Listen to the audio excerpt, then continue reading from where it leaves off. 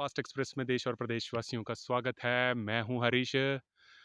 तो आप देख रहे होंगे कि मार्च महीना है और मैं ऐसी कौन सी जगह के पास जो है वो बैठा हूं। और मैं एक चीज़ आज ज़रूर यहाँ पर तमाम हिमाचल फास्ट एक्सप्रेस के दर्शकों को ये बता दूं कि हिमाचल प्रदेश में टूरिज्म की अपार संभावनाएं हैं। हालांकि अगर हम धर्मशाला की बात करें या मनाली की बात करें, बहुत ज़्यादा है। परंतु जिला मंडी में भी ऐसी-ऐसी जगहें हैं कि जहाँ पर शायद हम टूरिस्ट अट्रैक्शन ही नहीं कर पाते हैं। मार्च का महीना चल पड़ा है और अगर आप नीचे के इलाकों की बात करें, जाहू की बात करें या बलद्वाड़ा की बात करें, इन इलाकों में गर्मी हो गई है। परंतु मैं कैमरामैन को कहूँगा कि एक बार मेरे पीछे का व्यू जो है वो आप दिखाएँ।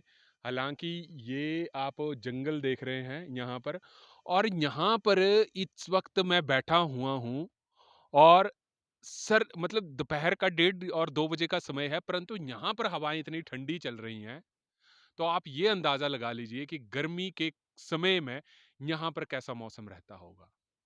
हालाँकि यहाँ पर बैठ के अभी ठंड ज़रूर, आभास जो है वो ठंड का मैं कर पा रहा हूँ, परंतु बात यहाँ पर सिर्फ़ ये आती है कि हिमाचल प्रदेश के तमाम ऐसे क्षेत्र जिसमें पर्यटन का काफ़ी ज़्यादा विकास हो सकता है, परंतु सरकार की निगाहें उस क्षेत्र पर नहीं पहुँच पाती हैं।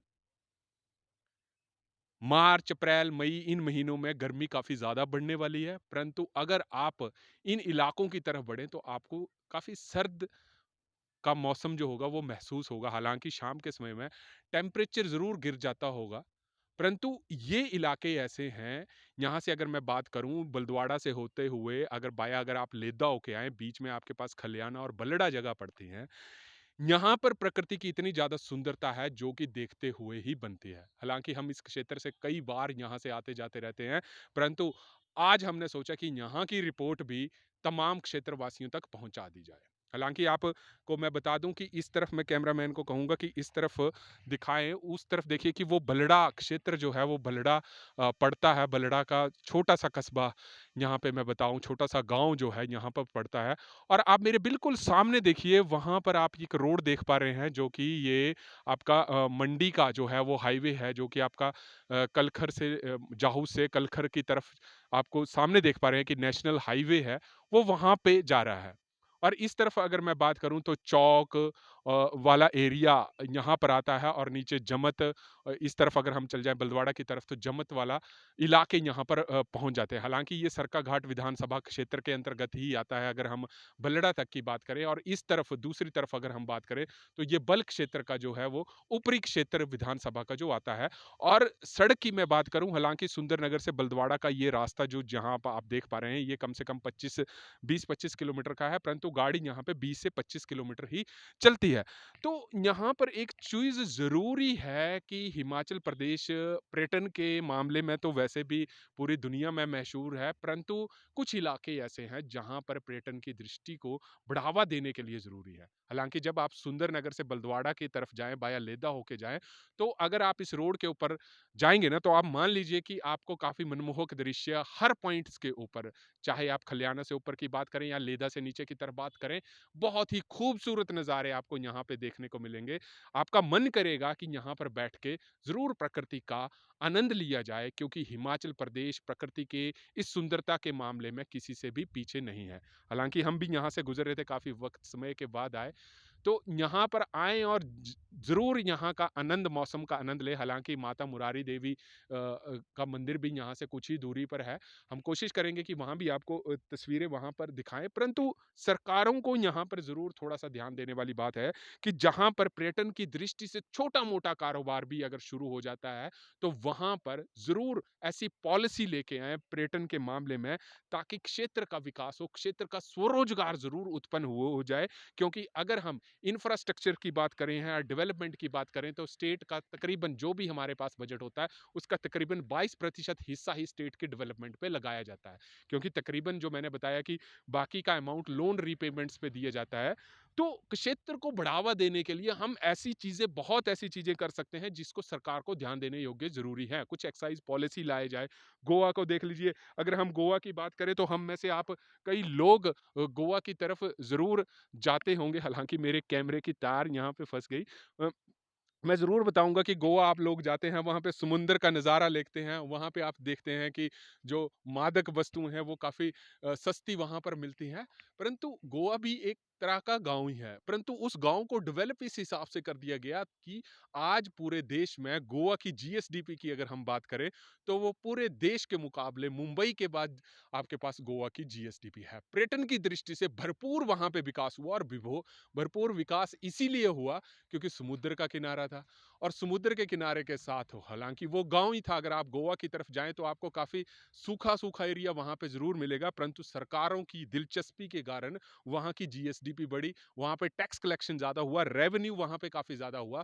तो हिमाचल में ऐसा क्यों नहीं? हिमाचल के जो छोटे छोटे गांव हैं, छोटे छोटे रास्ते हैं, जो कि प्रकृति से पूरी तरह भरपूर हुए हैं, वहां पर भी ऐसी ऐसी पॉलिसी ला के क्यों ना उन क्षेत्रों का जो है वो विकास किया जाए, ताकि हिमाचल प्रदेश की जो जीएसडीपी है, ग्रॉस स्टेट डोमेस्टिक प्रोडक्ट जो है स्टेट की बाउंड्रीज के अंदर है, वो कहीं ना कहीं बढ़े, टैक्स कलेक्शन हमारे पास बढ़े और जो रोजगार है वो उन युवाओं तक पहुंचने की कोशिश हो जाए।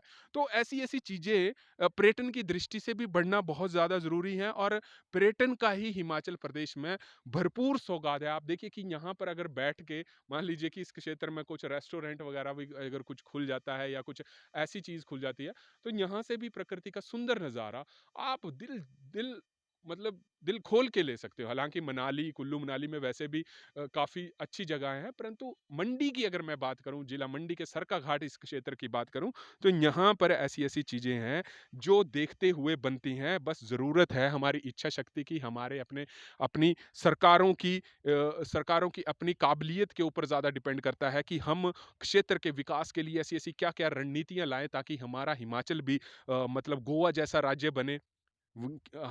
जैसे गोवा में पर्यटक आते हैं, वैसे हिमाचल में भी पर्यटक आते हैं, परंतु पर्यटक ज्यादातर आपने देखा होगा कुल्लू मनाली इस तरफ का एरिया का ज्यादा रुझान करते हैं। अब मंडी की बात करूं, जिला मंडी तक भी आते हैं, परंतु मंडी के इर्द गिर्द के जो इलाके हैं उनको पर्यटन की दृष्टि से के ऊपर बढ़ावा देना कहीं ना कहीं सरकारों का भी काम है। सरकार ऐसी कौन सी पॉलिसी लाई जाए ताकि यहाँ पर क्षेत्र के रोजगार मिले। तो ये जरूर है कि किसी भी क्षेत्र के, किसी भी राज्य की सरकार के लिए अगर हम बात करें कि विकास की चीजें देखी जाए, तो उस क्षेत्र का रोजगार, उस क्षेत्र का स्टार्टअप स्टार्टअप ही जो है उस राज्य को आगे ले जाता है। हालांकि मैं बता दूं कि पूरे हिमाचल में 108 ऐसे स्टार्टअप हैं जिन्होंने दिलचस्पी जरूर दिखाई। तो टूरिज्म के क्षेत्र में अगर लगता है कि यहाँ पे स्टार्टअप की कवायद शुरू होनी चाहिए, तो हमारे को जरूर अपना अपना रेवेन्यू, जो बाहर का रेवेन्यू है वहाँ हिमाचल में कैसे लाया जाए पर्यटन की दृष्टि से और मंडी को कैसे डेवलप किया जाए, ये भी एक बहुत जरूरी है। क्योंकि जिला मंडी की अगर हम बात करें तो जिला मंडी में पता नहीं